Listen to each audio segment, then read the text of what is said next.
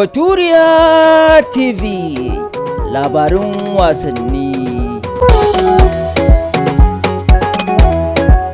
Wai sau nawa aka kara tsakanin Real Madrid da Manchester City a gasar Champions League?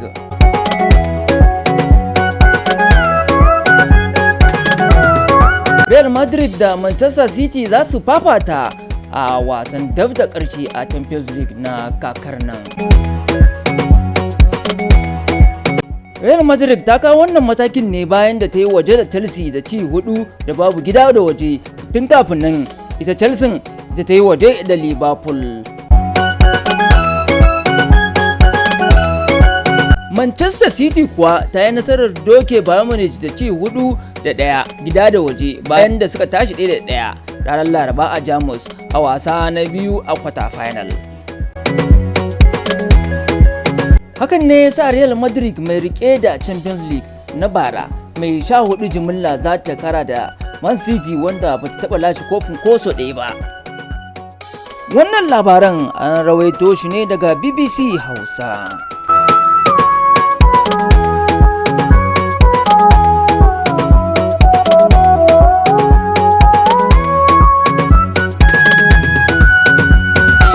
Manchester City ta zama ta uku daga Ingila da ta kai daf da ƙarshe a kaka uku a jere a Champions League bayan Chelsea da Manchester United. Real Madrid ne za ta fara karɓar bakoncin Manchester City a karawar farko 10 ga watan Mayu a Santiago Bernabeu. Wasa na biyu kuwa a Etihad za a buga a ranar 15 ga watan Mayu. Kawo yanzu Erling Haaland ya ci kwallaye 12 a Champions League, shine kan gaba a wannan kwazon, yayin da Vinicius Junior na Real Madrid ke da kwallo 6 a raga.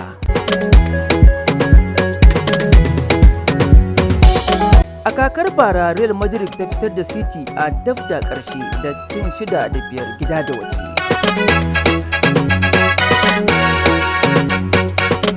Bayan da kungiyar Sifaniya ta fara rashin nasara da ci 4-3 a Etihad, amma ta ci 3-1 a Santiago Bernabeu a karawa ta biyu.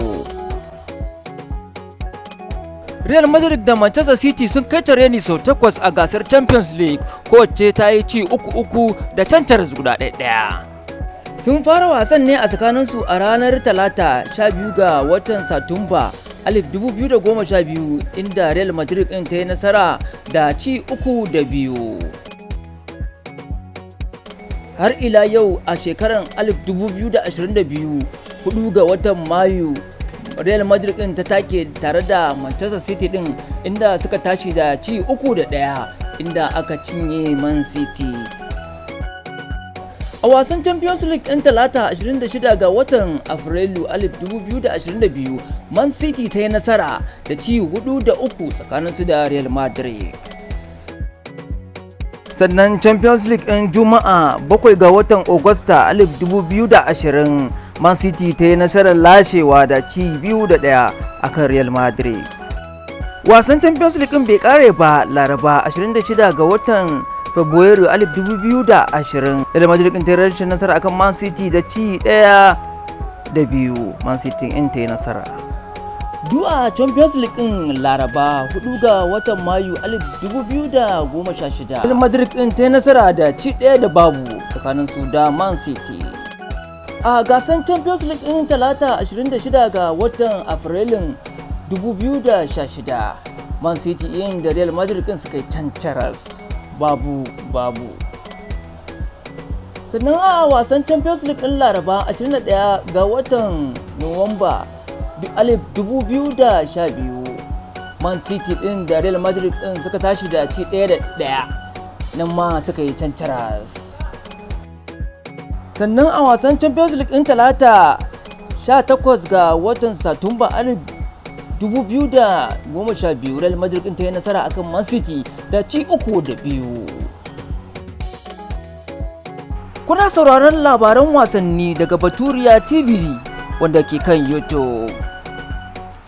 Idan yau shine farkon shigowanka wannan gida, ka danna mana subscribe sannan ka danna ƙararrawar sanarwa domin samun sababbin shirye-shirye da zarar mun sake. Baturiya TV.